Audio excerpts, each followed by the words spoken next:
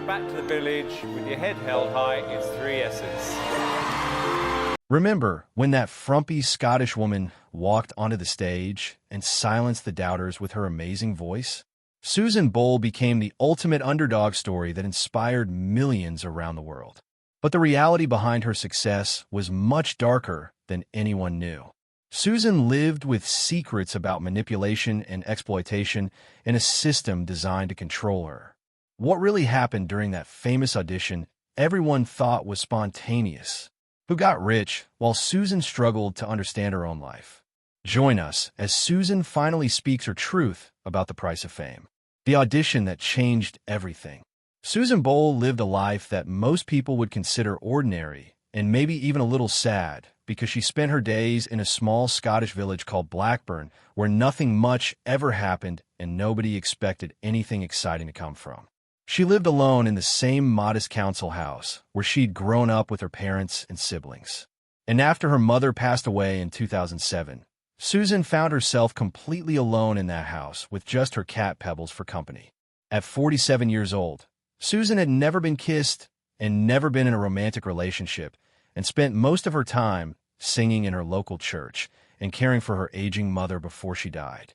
People in the village knew Susan as a bit of an oddball who loved to sing, but nobody took her seriously as a performer because she didn't look like what people expected a star to look like. And the entertainment industry had taught everyone that talent came packaged in youth and beauty and glamour. But Susan had a dream that burned inside her heart for decades, which was to become a professional singer like her idol Elaine Paige. And she'd promised her mother before she died that she would try to make something of her talent. So in 2009, Susan did something that required more courage than most people could imagine, and she filled out an application to audition for Britain's Got Talent.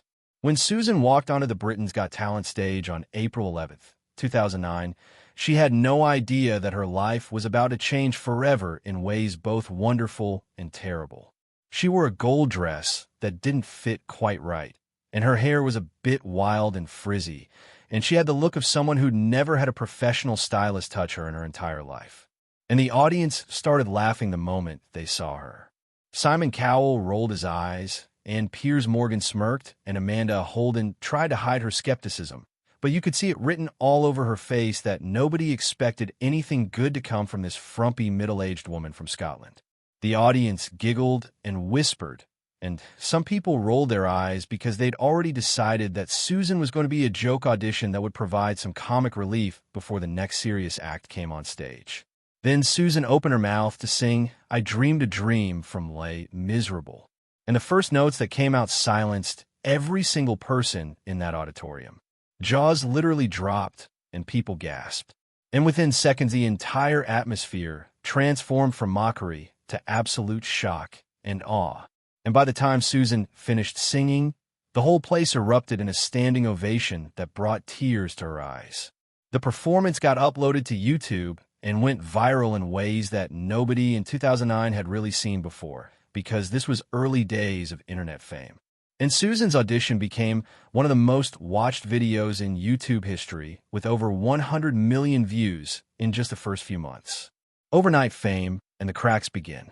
Susan Boyle went from complete obscurity to global celebrity status literally overnight. And nobody, including Susan herself, was prepared for what that kind of instant fame would do to a person. News coverage exploded across every continent. And suddenly, this woman who'd never left her small Scottish village was being talked about on American television and Japanese news programs and everywhere in between. And the whole world seemed obsessed with the fairy tale of the frumpy underdog who shocked everyone with her golden voice. The media created this narrative about Susan that was partly true and partly exaggerated for maximum emotional impact, because they needed her story to be as dramatic as possible to keep people interested. Record labels started circling immediately, and management companies fought to sign her, and suddenly Susan had lawyers and agents and publicists all telling her different things about contracts and opportunities and money. And her schedule went from singing in church on Sundays to doing interviews and photos and appearances every single day without a break. But people who were paying close attention started noticing something was off about Susan in those early interviews because she seemed confused and disoriented at times, like she didn't quite understand what was happening to her or why. She would give odd responses to simple questions and sometimes seemed to lose track of what she was saying mid-sentence. And there were moments where she looked absolutely terrified by all the cameras and attention surrounding her constantly. There was an incident at a hotel during the competition that got hushed up really quickly, where Susan apparently had some kind of episode that required staff intervention, but the details never made it to the press because her team shut it down fast. Production staff and crew members started whispering among themselves about Susan's mental state and whether she was really capable of handling the pressure of what was happening. But those conversations stayed behind closed doors because nobody wanted to ruin the fairy tale story that was making everyone so much money. Then some people started asking questions that made the whole Susan Boyle discovery story seem less magical and more calculated because it turned out that Susan had actually auditioned for television shows before. There were rumors about a demo tape that mysteriously existed before Britain's Got Talent, which seemed strange for someone who was supposed to be a completely unknown church singer. And some producers claimed they'd known about Susan's talent years before she walked onto that stage. The biggest question became whether Simon Cowell and the producers knew exactly what they were getting when they let Susan audition and whether the whole thing was staged for maximum shock value. The theory suggested that they deliberately dressed Susan down and played up her frumpy appearance to make the transformation more dramatic when she opened her mouth to sing. And suddenly the organic discovery story started feeling a lot more like manufactured television designed to go viral. The breakdown everyone saw coming. The weeks leading up to the Britain's Got Talent finals were absolutely brutal for Susan because she went from living a quiet life in her small village to being thrust into a schedule that would have exhausted even the most experienced performers. The media followed her everywhere she went, and cameras were constantly in her face, and she couldn't walk down the street without being mobbed by fans and photographers who wanted pictures and autographs. And for someone who'd never experienced anything like this before, it was completely overwhelming. Sleep deprivation became a serious problem because Susan was doing interviews early in the morning and rehearsals during the day and appearances at night. And by the time she got back to her hotel room, it was already time to wake up and do it all over again. The warning signs were flashing bright red for anyone who bothered to look because Susan was clearly struggling and her behavior was becoming more erratic and unpredictable.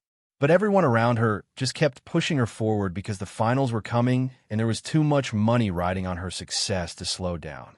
Now, when the finals aired, Susan came in second place, losing to a dance group called Diversity. And while she handled the loss gracefully on camera, you could see the exhaustion and strain written all over her face. The dream of winning had kept her going through all the chaos. But now that it was over, the adrenaline disappeared, and what was left was a woman who was completely depleted physically and emotionally with no reserves left to keep going. Just days after the finals, Susan was admitted to the Priory Clinic, which is a private psychiatric hospital in London. And the official story was that she was suffering from exhaustion and needed rest.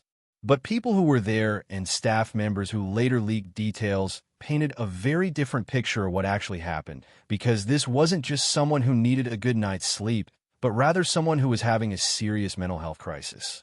Witnesses at Susan's hotel reported seeing her in a state of extreme distress before the hospitalization, and there were accounts of erratic behavior and emotional outbursts that suggested something much more serious than simple exhaustion.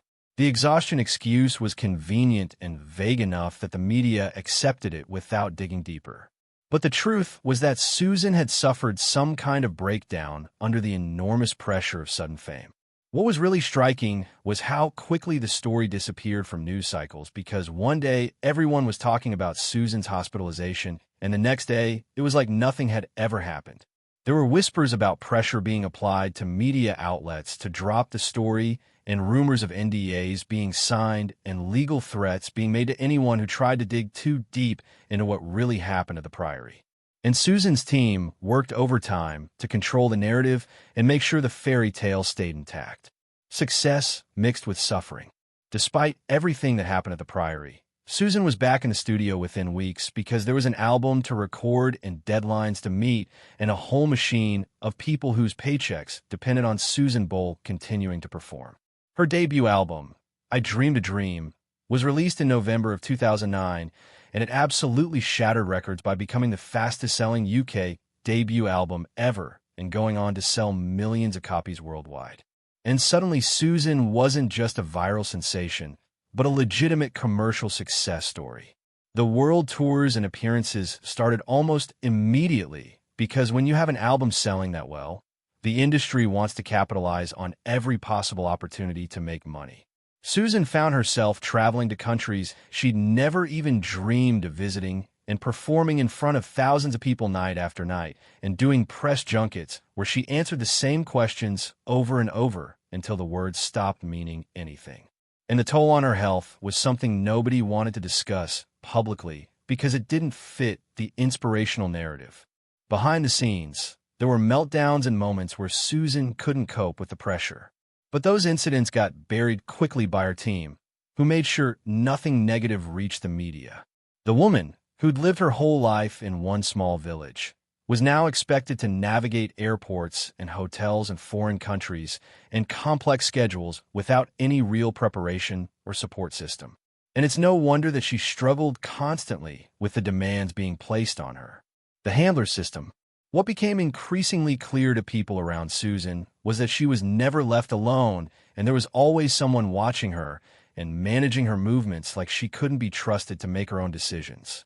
She had what her team called an assistant, but what really functioned more like a minder whose job was to keep Susan on schedule and make sure she didn't say or do anything that might damage her public image or the money-making machine she'd become. The control extended to her finances and major life decisions because Susan seemed to have very little say in where her money went or how it was invested or even where she lived. Friends and family members from her village found it increasingly difficult to get direct access to Susan without going through multiple layers of management and assistance. And there were whispers that she was being isolated from the people who actually cared about her well-being rather than just her earning potential. Questions started emerging about whether Susan was being financially exploited by the very people who were supposed to be protecting her interests. Because despite earning millions from album sales and tours and appearances, she continued living in her modest council house.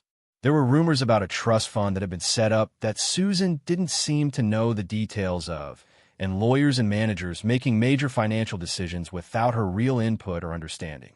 And some family members who tried to speak out about their concerns found themselves quickly silenced. The diagnosis they hid. In 2012, Susan was officially diagnosed with Asperger's syndrome, which is a form of autism that affects how people communicate and interact with others. And suddenly, so much of her behavior and struggles made sense. The diagnosis explained why Susan had always seemed a bit different and why she struggled with social situations, and why the sudden fame and constant social demands had been so incredibly overwhelming for her. But what was shocking was how long it took for anyone to recognize what was going on.